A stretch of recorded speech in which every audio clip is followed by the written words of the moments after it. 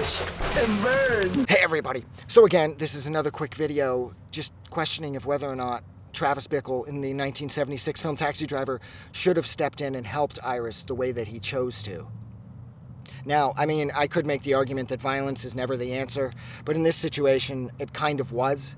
Those two dudes that were pimping out Iris, they did have to go, but I'm just not sure if Travis would be the man for the job, even though he did do, well, he actually did an excellent job of steamrolling over both of them, but I'm not entirely sure of his intentions. Now, they do seem to be 100% altruistic. He has absolutely no sexual interest in 12-year-old Iris at all. He is there to help her, but were his motives honest? Or was he doing this just attempting to satiate his bloodlust that I believe that he may have sort of developed at the start of the film when he when he shot the dude that was robbing the convenience store that he was in. When he helps the gun, he's like, oh, man, I don't have a permit for this gun. The guy's like, give me the gun, I'll take care of it. I think when he killed that guy robbing that store, I think it sort of just filled him with this inflated sense of self. Like he felt so powerful, and he somehow maybe knew that he could get away with it again, but he just had to be careful who he chose. And then once Iris was attempting to escape Sport, what the fuck was that? Once Iris was attempting to escape Sport and she gets into his cab, and then Sport throws in that crumpled $20 bill that Travis doesn't spend, and he begins to sort of like low-key obsess over. I think this is it. That justified his next target. He saw this little girl being manhandled by this sketchy dude, and that was it. Like, Travis had chosen, like Travis had like accepted that challenge. Just like he had accepted the challenge of wiping out the guy that was robbing the convenience store. And you know, with a guy like Travis, he's going to feel like it's his civic duty. You know, like the speech that he gives, here's someone that will not take it. He stood up against the scum and this and then that.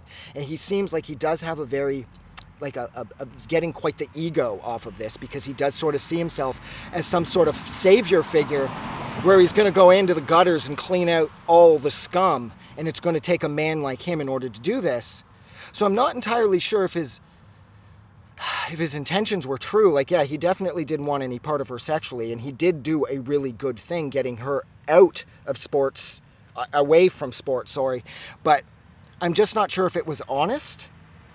I mean, he did go a little overboard too, and you could clearly tell that right when he executes the old dude, when he blows his brains out in front of Iris, he's just so lost that he's completely forgetting that, like, she's a little kid and she shouldn't be witnessing this level of violence. But he just gets so caught up in the act of getting revenge on these guys, because that's like his duty in life, is he has to do this because he's pegged them as the next bad guys that need to go, that he blows the guy's head off in front of a 12-year-old girl, which again sort of defeats the purpose as to why he was there. He was attempting to help Iris, and in the end, he traumatizes her even more so than she already was, because of the sex abuse and the forced prostitution.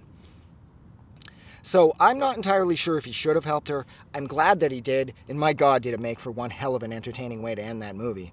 I mean, when he blows the dude's fingers off, it almost looks real. Like, the violence at the end of that movie, it almost has like a documentary vibe.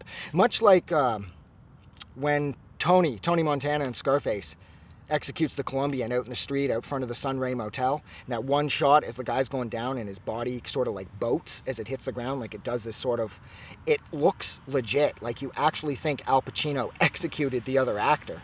That's how I felt about the violence at the end of Taxi Driver. But I'm just not sure if Travis should have done it in the first place. What do you think?